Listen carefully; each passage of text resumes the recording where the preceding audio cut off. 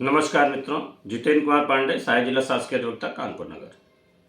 मैं आज आपको पटना उच्च न्यायालय द्वारा एचडीएफसी बैंक अधिकारियों के विरुद्ध दायर आपराधिक मुकदमे को रद्द करने से मना करने के विरुद्ध criminal SLP 8906/22 HDFC bank versus state of Bihar, जिसे जस्टिस बी.आर. गवई और के.बी. विश्वनाथ की पीठ के समक्ष प्रस्तुत हुआ था।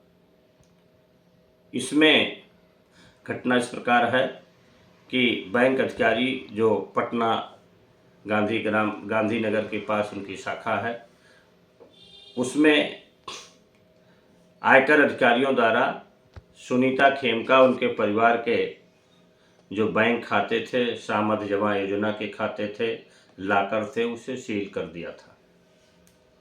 और सील करने के बाद बैंक से कहा था कि इसे खोलना, लेकिन बैंक ने आईटी एक्ट की अधिनियम 132(1) के तहत उनके खाते को उस एप्लीकेशन देने के बाद उसे खोल दिया।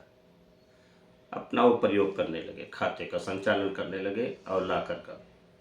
इसी बीच इनकम टैक्स अधिकारियों ने बैंक अधिकारियों के विरुद्ध पटना में धारा 201, धारा 34, 37, 120B, 206, 217, 406, 409, 420, 462 आईपीसी में मुकदमा कायम कर दिया बैंक अधिकारियों के विरुद्ध और कहा कि इन्होंने मिली भगत करके ये खाता खोला, लिहाजा इनके विरुद्ध मुकदमा कायम।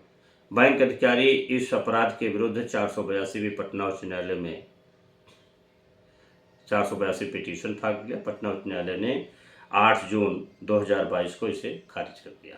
इसके विरुद्ध बैंक अधिकारियों ने माननीय सर्वोच्च न्यायालय में ये एसएलपी दाखिल की, जिसमें जस्टिस बी.आर. गवई ने कहा, एक इसमें सिद्धांत जो मेंस रिया मतलब होता है जिसकी मना स्थिति या आपराधिक मन स्थिति न हो, उसे मेंस रिया कहते हैं। और इस आधार पर बैंक अधिकारियों के विरुद्ध जिन जिन धाराओं में मुकदमा दर्ज था, उन धाराओं में उनकी कोई अपराध करने की स्थिति, मना स्थिति नहीं थी।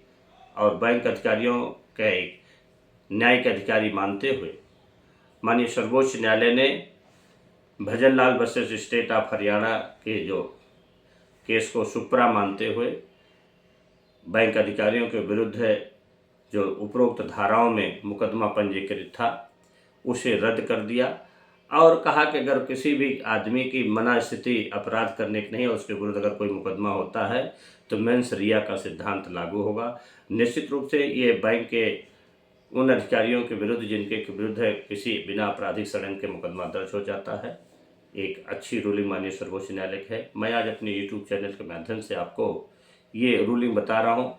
मेरा सबसे निवेदन है, मेरा चैनल आगे लाइक करें, सब्सक्राइब करें। धन्यवाद।